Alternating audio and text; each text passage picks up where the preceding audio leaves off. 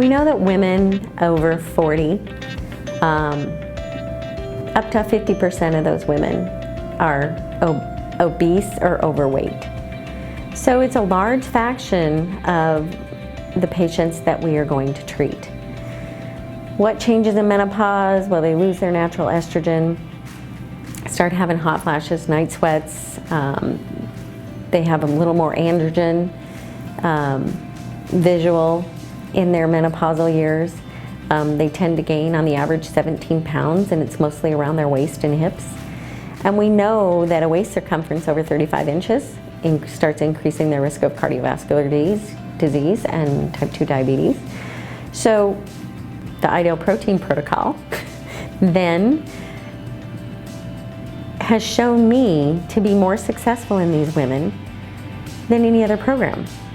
I've had a lot of patients who are over 50 who say, I just can't lose weight. Once you're in menopause, you can't lose weight. Well, this protocol doesn't discriminate. Everybody can lose weight.